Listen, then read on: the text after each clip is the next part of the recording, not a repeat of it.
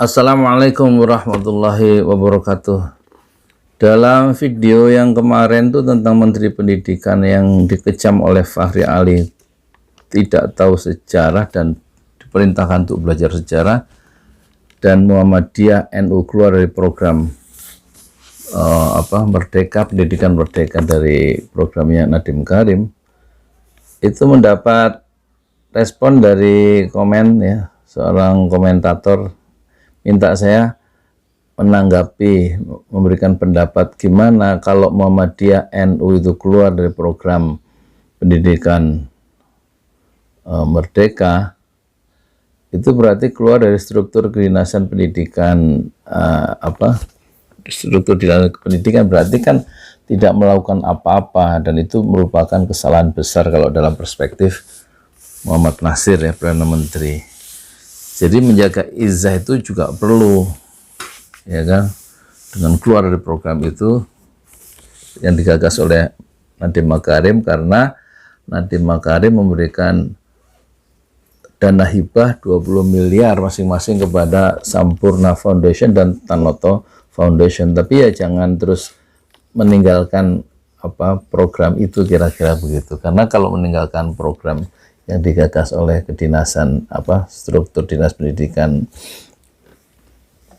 Kementerian Pendidikan, itu berarti kan Muhammadiyah dan NU tidak berbuat apa-apa untuk bangsa ini. Gimana pendapat saya? Kira-kira begitu kan. Semoga nggak salah nangkep ya maksudnya itu. Ada beberapa catatan ya. Yang pertama ini poin soal dana hibah, ya.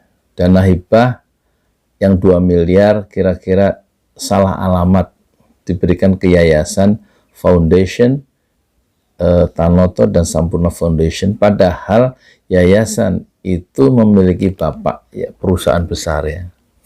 Sebenarnya sudah punya dana CSR. Kenapa dana CSR dari Sampurna dan Tanoto itu tidak diberikan ke yayasan sendiri? Kok masih menerima dana dari anggaran negara gitu? Itu yang diprotes kira-kira oleh NU Muhammadiyah. Dan kedua, soal pendidikan ini ahlinya itu memang Muhammadiyah dan NU untuk pendidikan yang bersifat masif, massal, dan pengalamannya sudah lebih kaya daripada pendidikan yang diselenggarakan oleh negara yang baru lahir tahun 45. Lah Muhammadiyah itu kan tahun 1912 sudah bikin sekolah, begitu juga sekolah untuk untuk pribumi, ya, Kak, dalam sistem kelas yang mengadopsi sistem pendidikan Belanda berkelas, ya. Sementara NU sebagai ormas tahun 26, jauh sebelum Indonesia ada secara politis kan, itu juga menyelenggarakan pendidikan yang bersifat massal, murah, demokratis, semua bisa mengakses pendidikan keagamaan ala pesantren yang dikembangkan NU tanpa kelas gitu. Itu yang pertama, salah sasaran dana hibah itu, ya kan, salah sasaran. Orang sudah punya uang kok dikasih gitu kira-kira. Yang kedua, soal ungkapan Nadiem Makarim yang dikutip oleh Fahri Ali itu. Waktu diwawancarai oleh wartawan kan dia bilang setelah ketemu Pak Presiden akhir 2019, calon menteri itu dia bilang, yaitu Nadiem Makarim itu, kata Nadiem Makarim, saya tidak tahu sejarah tapi saya tahu masa depan. Ini ungkapan yang memang ada aroma arogansi intelektual di situ. Padahal menurut Fahri Ali sejarah itu penting, makanya dia melakukan kekeliruan, ya, dalam keputusan politik karena tidak mengerti sejarah, ya, soal pendidikan di Indonesia. Suruh belajar sejarah, enggak cukup telak gitu tulisan Fahri Ali dalam Facebooknya yang kemarin saya kutip. Saya dapat kiriman dari Pak Arta itu, ya, pernah bekerja di Telkom, sudah pensiun katanya. Itu ralat kemarin ke WA saya. Dan motornya kenapa disebut super mahal, malu dia. padahal memang mahal. Saya sudah cek Pak harganya motor Ducati itu berapa, sudah saya cek. Penonton cari sendiri ya. Yang jelas bukan 17 juta. Nah, jadi ada poin yang penting di sini. Tidak tahu sejarah, betul-betul tidak tahu, atau dia sebagai satu stressing pentingnya masa depan itu. Kan pikiran Nadiem Karim ya, kalau kita lihat dari podcast panjangnya Deddy Corbuzier wawancara Nadiem Karim, atau kalau kita lihat podcastnya Gojek yang tentang marketing dan pengembangan bisnis dalam bahasa Inggris itu podcastnya, atau narasi-narasi dari Nadiem Karim dalam kapasitas sebagai menteri pendidikan ya, itu kan kita lihat memang dia itu punya pikiran yang sangat kapitalistik ya. Misalnya anak mahasiswa itu ya, misalnya harus dicemplungkan ke laut ya, sebagai pra persiapan ke laut, maksudnya ke laut pekerjaan ya, seperti jadi dia magang 3 semester gitu di perusahaan, sehingga nanti kalau selesai kuliah itu dia ini bisa berenang di laut gitu. Jadi dilatih seperti itu. Dia lupa kalau laut yang dimaksud laut kehidupan itu sebenarnya dalam konteks Indonesia adalah lautan kapitalisme. Jadi mahasiswa-mahasiswa kita itu dimasukkan atau didesain oleh menteri kita menjadi bagian dari skrup yang menguatkan sistem kapitalisme global, dan hanya menjadi tukang-tukang ya, dari sebuah perusahaan yang tidak pernah dimiliki sendiri. Dan itulah fenomena kuli ya, kuli di negerinya sendiri karena diformat oleh sistem pendidikan yang dikembangkan oleh Nadiem Makarim begitu. Dan soal pendidikan yang itu kritiknya kan gitu ya. Jadi betul-betul dia pendekatannya sangat bisnis dan bagaimana kita survive. Dia lupa kalau survive dalam sebuah konteks dominasi kapitalisme global yang kita membuat Indonesia, mahasiswa Indonesia atau generasi milenial itu juga ya tidak bisa bersaing pada tingkat global ya, karena hanya menjadi bagian dari sistem yang bukannya diubah sistem itu ya dengan pemikiran terobosan begitu bagaimana yang dikembangkan oleh Nadiem Makarim gitu, tapi justru memperkuat sistem kapitalisme yang menghisap bangsa Indonesia. Terus soal pendidikan untuk rakyat itu, jadi memang betul-betul Nadiem Makarim perlu mempelajari sejarah pendidikan ya. Di Indonesia ini kalau dulu pikiran dari rektor UI yang rektor IKIP yang lama itu, Universitas Negeri Jakarta sekarang, Winarno Surahmat, itu problem kita adalah bagaimana kita itu memberikan pendidikan kita itu bagaimana murah, semurah-murahnya, kemudian bisa diakses oleh rakyat seluas-luasnya, dan materi pendidikan yang diberikan kepada rakyat yang banyak dan murah itu harus kontennya harus yang setinggi-tingginya. Jadi dari segi biaya semurah-murahnya, dari segi kepesertaan kependidikan itu seluas-luasnya sehingga sangat demokratis gitu, dan kemudian isinya kualitasnya setinggi-tingginya. Itu persoalan kita yang harus sebenarnya dipecahkan oleh Nadiem Makarim. Jadi pendidikan tidak memihak pada lapisan yang sangat elitis gitu kan. Nah, soal sejarah memang perlu dikuasai sehingga tidak melakukan kekeliruan-kekeliruan. Sebagaimana kita tahu pendidikan yang dikembangkan oleh Muhammadiyah sistem berkelas. Tentu peserta didik itu memang untuk SD ya umur SD, SMP dan perguruan tinggi. Jadi di kelas-kelas, beda dengan pesantren itu tidak ada umur, batasan umur kan.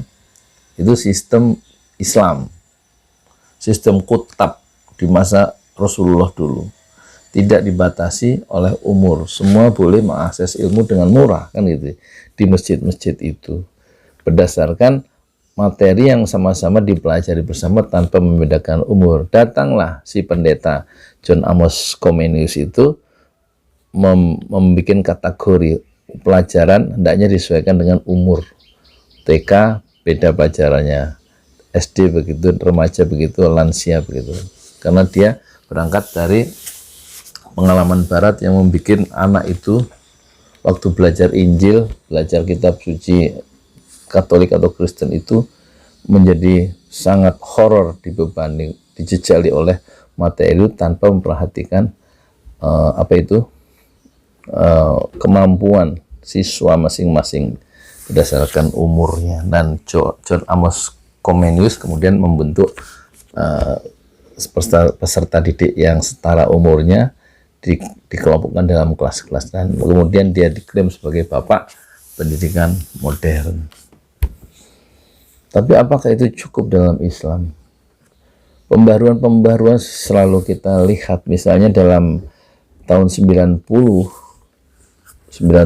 itu lahir 3 sekolah dasar Islam terpadu di Depok. 1 yaitu Nurul Fikri, SDIT ya, sekolah dasar Islam terpadu.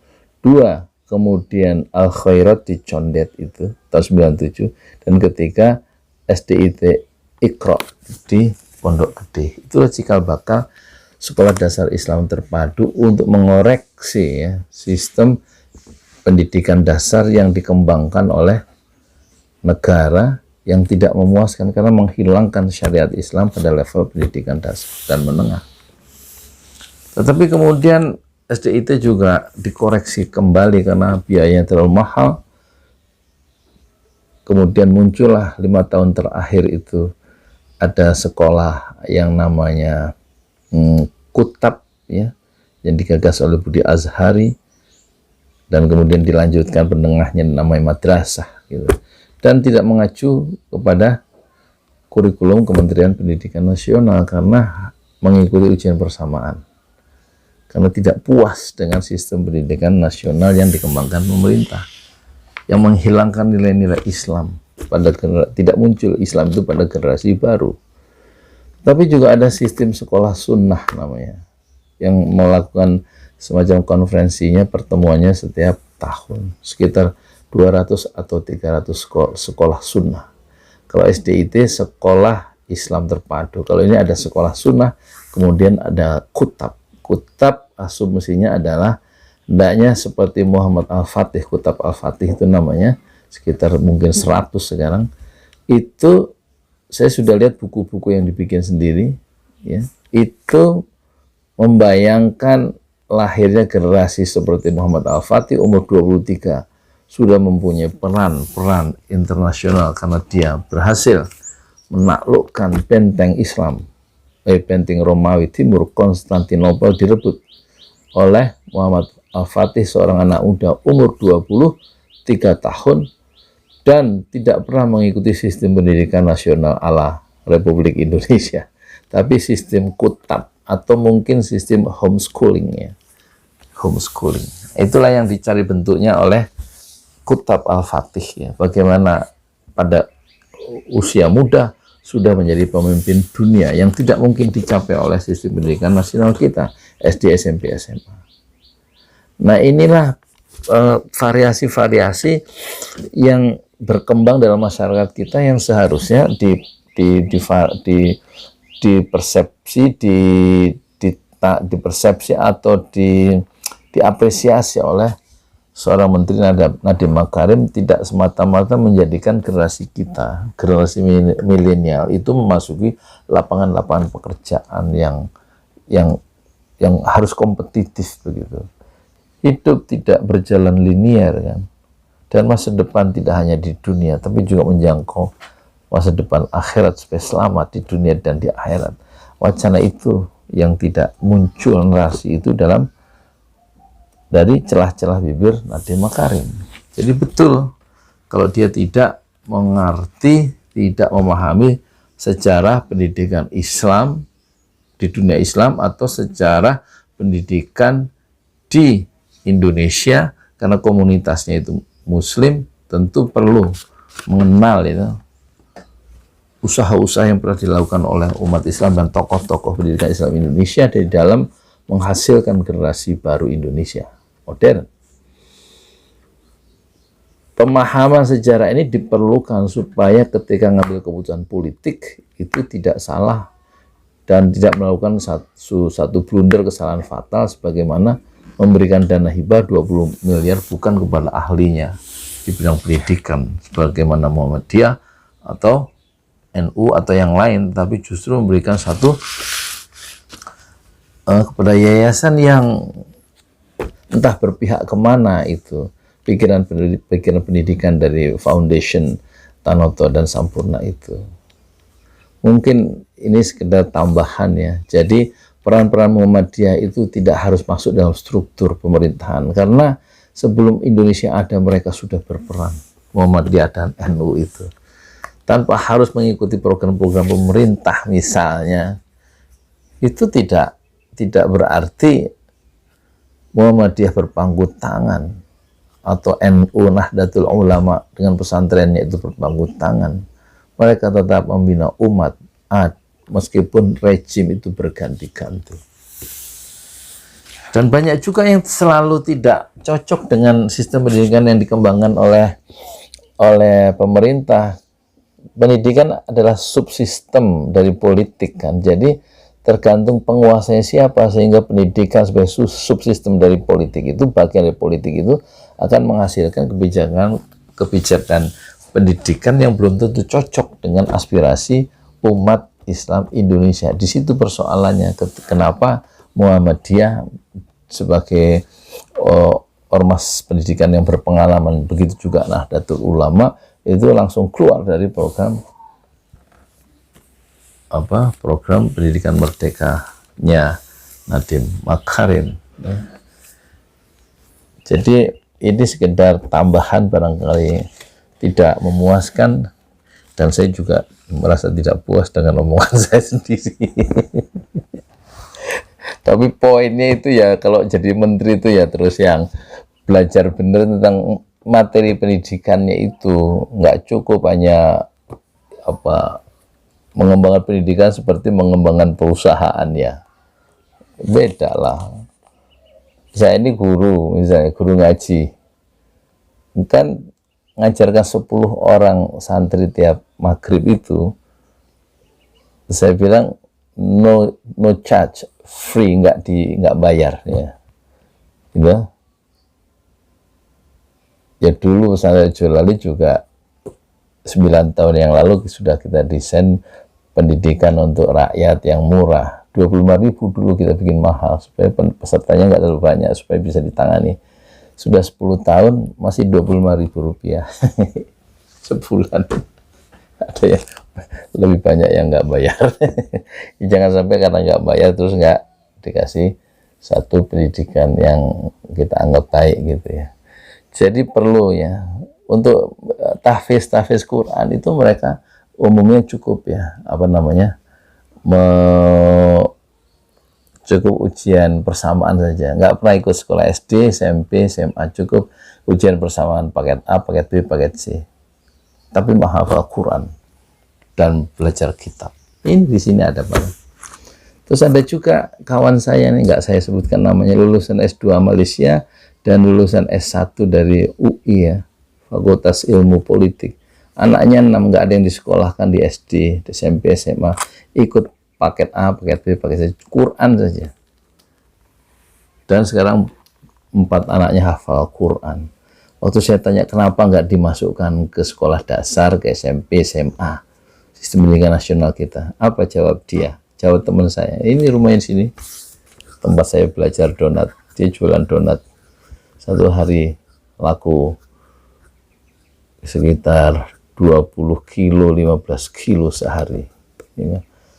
Anaknya sekarang belajar di pesantren Kerapia, nggak pernah sekolah tuh. Ikut pendidikan paket C di Kerapia. Ada lagi yang di Bandung pesantren. Kenapa nggak dimasukkan sekolah pemerintah? Apa jawab teman saya yang S2 Malaysia ini, lulusan Universitas Indonesia di Depok ini?